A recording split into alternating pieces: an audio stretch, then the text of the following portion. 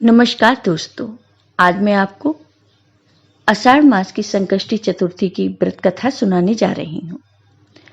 आषाढ़ मास की कृष्ण पक्ष की चतुर्थी तिथि को आषाढ़ गणेश चतुर्थी का व्रत किया जाता है। इस तिथि को कृष्ण पिंगल संकष्टी के नाम से भी जाना जाता है, क्योंकि इस दिन कृष्ण पिंगाज स्वरूप में गणेश जी की पूजा की जाती है।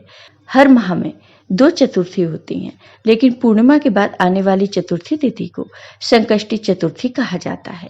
इस दिन भगवान गणेश और चंद्रदेव की पूजा की जाती है। इस दिन सच्चे मन से की गई पूजा से हर संकट दूर होता है और भगवान गणेश का आशीर्वाद मिलता है। संकष्टी चतुर्थी की ये कथा। एक बार देवता कई विपदाओं में घिरे थे, तब वह मदद मांगने भगवान शिव के पास आए। उस समय भगवान शिव के साथ कार्तिकेय तथा गणेश जी भी बैठे थे।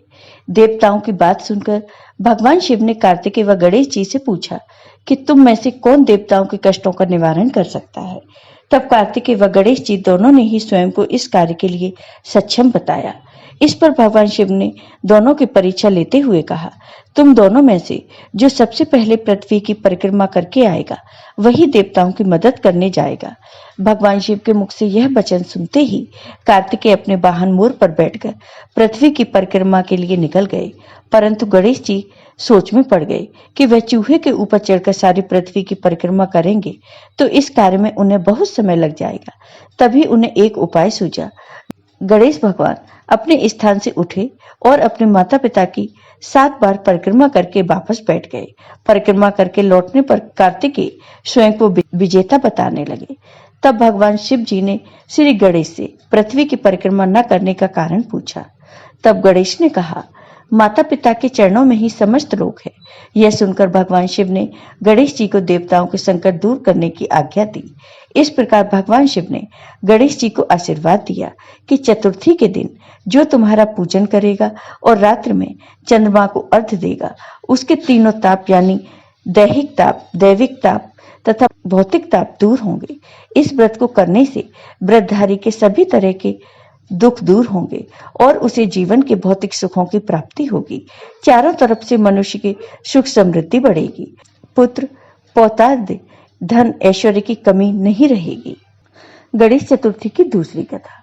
एक समय की बात है, राजा हरिश्चंद्र के राज्य में एक कुम्हार था। वह मिट्टी के बर्तन बनाता था, लेकिन वे कच्चे रह जाते थे। एक पुजारी की सलाह पर उसने इस समस्या को दूर करने के लिए एक छोटे बालक को मिट्टी के बर्तनों के साथ आवा में डाल दिया। उस दिन संकष्टी चतुर्थी का दिन था। उस बच्चे की मां अपने बेटे के लिए परेशान थी। उसने गणेश जी से बेटे की कुशलता की प्रार्थना की। दूसरे दिन जब कुम्हार ने सुबह उठकर देखा तो आवा में उसके बर्तन तो पक गए थे, लेकिन बच्चे का बाल भी बांका नहीं हुआ था। वह डर गया और राजा के दरबार में जाकर सारी घटना बताई। इसके बाद राजा ने उस बच्चे और उसकी मां को बुलवाया तो मां ने सभी तरह के विघ्न को दूर करने वाली संकष्टी चतुर्थी का वर्णन किया। इस घटना के बाद से महिलाएं संतान और परिवार के सौभाग्य के लिए संकट चौथ का व्रत करने लगी। जय हो भगवान गणेश की। आषाढ़ चतुर्थी तिथि का महत्व। आषाढ़ चतुर्थी तिथि के दिन चंद्रदेव के दर्शन करना बहुत शुभ माना जाता है। चंद्रदेव के दर्शन करने के बाद ही चतुर्थी तिथि का व्रत पूर्ण माना जाता है। धार्मिक मान्यता है कि इस व्रत के करने से जीवन में चल रहे सभी कष्ट दूर हो जाते हैं और संतान संबंधित समस्याएं भी दूर हो जाती हैं। इस व्रत के करने से जीवन में धन धान्य की कभी कमी नहीं होती और बदनामी का योग भी कट जाता है। इस व्रत के प्रताप से कार्यों में आ रही बाधाएं दूर होती हैं और धन व कर्ज से संबंधित समस्याएं भी खत्म होती हैं। आपको ये वीडियो पसंद आया हो तो लाइक कीजिए, शेयर कीजिए और मेरे चैनल को सब्सक्राइब कीजिए।